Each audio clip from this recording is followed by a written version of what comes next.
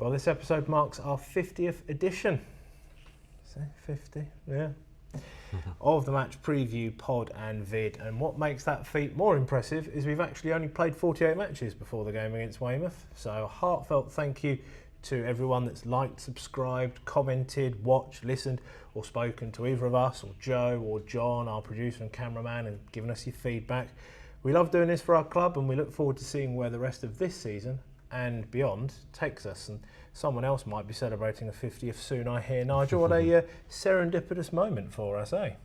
Yeah, it's weird how it's worked out, hasn't it? The 50th episode, and I'm actually 50 myself on Monday. So, yeah, it's like you just echo your thoughts there. You know, thanks to everybody who watches, likes, and subscribes. You know, it's still kind of surreal. You know, the coverage that we get and people that sort of recognise you, and you know, and like you say, we just do it because you know we love the club and we just want to sort of promote the club and put ourselves out there on the socials, and it's just all about promoting Maidstone and being there for the fans, just giving fans a sort of like go-to point and just sort of like recognising the opposition and hopefully there's many more ahead. Yep, promoting Maidstone and hopefully a promoted Maidstone. That's what we want to see. That's what we want. So before we look ahead to this weekend's game, we should look back at the Stones' defeat at Weston. The Seagulls very much splattering onto the metaphorical windshield of the Stones' playoff hopes, Nigel, when their view of the National League somewhat diminished after that mess. Yeah, it was just one of those games, wasn't it? As we've said before, you know, Weston turned up and obviously wanted it more, and you know, I don't think that it was a 3-0 game looking back at it and that, but you know, them 2 late goals sort of put a bit of a gloss on the scoreline, didn't they? And yeah, you know, it's like if you just said a couple of games ago, you know, what's better? You know, 3 points against Bournemouth and that 4-0 scoreline and that convincing performance, or like 2 draws in those games, and you know, we'd be a point worse off. In that scenario. Western would obviously be closer to us, and Bournemouth would still be ahead of us. So, that's true. You know, it swings and roundabouts, isn't it?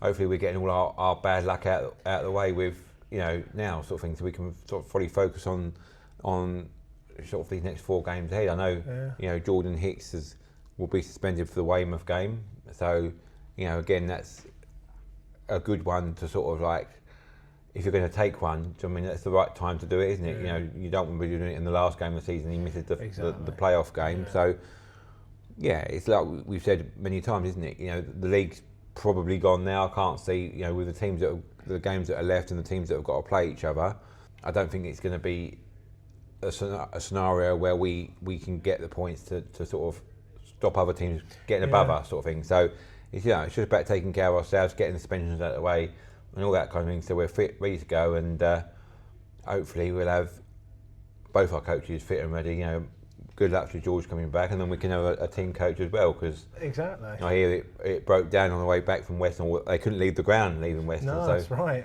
You know, it's one of those that, you know, you hope you get all your bad luck out of the way with all at one go. So to the other scoreboards from the top 8 on Saturday, Bournemouth hosted Salisbury and coasted to a 3-0 win in a bounce back after their loss here last time out.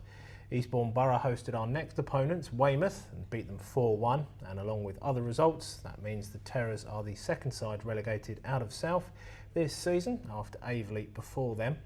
Dorking travelled to St Albans 3 years ago. They travelled there and finally lost the title to the Stones. Well, in 2025, they faltered there again. A long King goal 4 minutes from time meant it finished 1-1, although football was put into perspective again with the sad news after the match was announced that one of their under-16s had passed away in tragic circumstances. So the thoughts and prayers of all associated with Maidstone United go out to everyone connected with Dorking and his family and friends.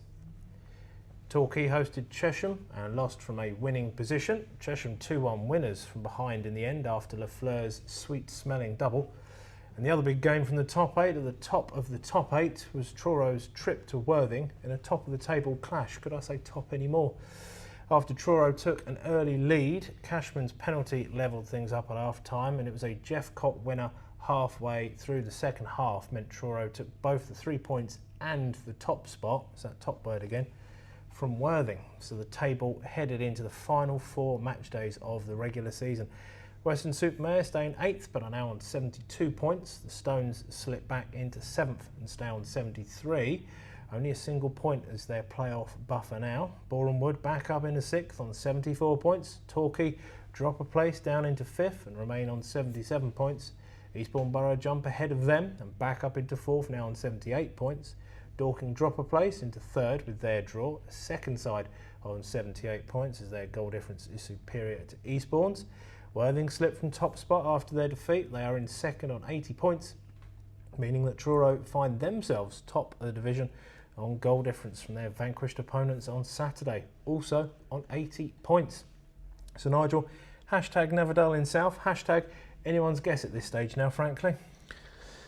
Yeah, exactly, and that's it. You know, it's going to be, like we've said for the last 3 or 4 weeks. It seems like it's just squeaky bum time, isn't it? Yeah, it is. You know, it really is, and you know, I don't want to put too much on it, but you know, looking at our sort of fixtures now, we've sort of got those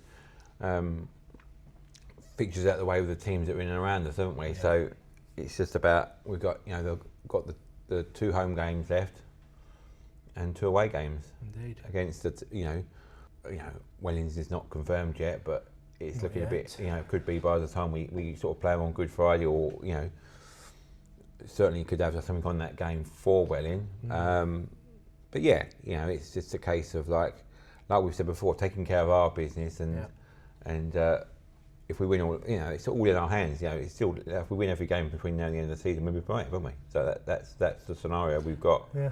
So the comings and goings at Weymouth since last we played them in January. Forward Harrison Day signed on the day of the game back in January on loan from Dagenham and Redbridge. Keelan O'Connell had his contract terminated the day after the match against the Stones. 4 days after we met, the Terrors confirmed the permanent signing of defender Rio Davidson-Phipps from Braintree. Diamond Edwards signed on loan from Port Vale at the end of January. At the start of February, Harry Jones returned to his parent club Swansea City. Mid-February, the departures of Ibrahim Meite, Rio Davidson-Phipps and Harrison Day were confirmed. All 3 players left the club under mutual consent, with Harrison being recalled by his parent club, Daggers. At the start of March, Swindon Town Academy defender Liam Hutt and midfielder Danny Gonzalez-Birchall both joined on loan for the remainder of the season. So Nigel, they seem to be preparing for next season already, with some of those departures not really being replaced.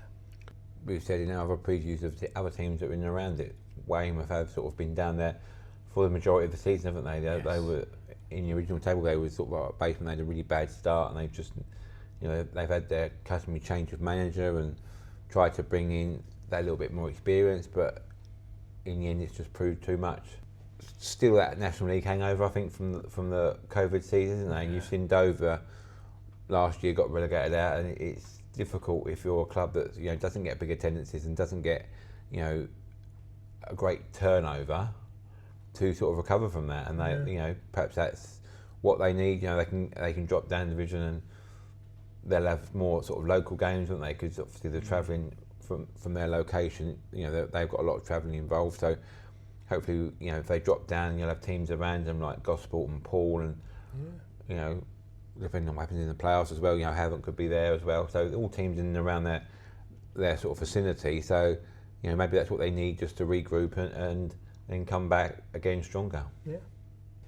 So the key men for the Terrors, Will Buse is still on loan from Yeovil, having already been at Weston-super-Mare earlier this season. He has 3 clean sheets in his 32 appearances for Weymouth, the last of those on New Year's Day at Salisbury, but he was only on the bench at Eastbourne on Saturday. Defender Brooklyn Genesini has scored 5 goals in just the last 2 months for Weymouth. 4 of those have come in some sizable home wins, more on them shortly. The other was in their defeat at Chesham. Kent-born defender Leo Hamblin has played in nearly every match for the Terrors for the last 2 seasons now. Jordan Thompson made his Weymouth debut against the Stones back in September 2023 and had played in every game this season before he was sent off against Chippenham a couple of weeks ago. Calvin Brooks is in his 10th season and was their active top scorer earlier this season. He added a 5th to his league tally in their home win against Boreham Wood. Sounds like George Fowler there, doesn't it? Two players who have outscored Calvin are ex-Stone against the Stones, Jake McCarthy. He's on 9 goals. His latest strike was in the 4-1 loss at Eastbourne at the weekend just gone. He has 5 in his last 9 games. And forward Malachi Linton has 7 league goals, and he has 6 of those in his last 9 league games. And his most recent strike was against Slough in a 4-0 home win. So Nigel, a few good men keeping the Terrors honest until the last this season. Yeah, but it's kind of indicative there, isn't it, to probably their form that although that you said that a lot of those players have scored in the recent times, they haven't got a lot of goals in the team, and a lot of the key men are like Will Bute and the defenders, and it's all right having a great defence, but you've got to put the ball in the net at the same time. Do you know what I mean? And if you're not getting a settled, tight team, or whatever the reason is, that could account for some of your woes. And again, it's just so difficult when you're down in that bottom 4. If you're there you've been there most of the season, when you come sort of into September time, them 10 games, and you're down there and you're cut adrift like Weymouth works, it just becomes doubly difficult to get yourself back up, doesn't it? But like you say, they've only been relegated last weekend, and they've had some good wins in that time, and they got that, as we'll come on to in a minute, but they got that win against Yeovil, didn't they, in the FA Trophy, which is their local rival, so that would have been like a bittersweet for them as well, and it's just a case of going to the end, and we'll see what Weymouth turn up on Saturday. Exactly.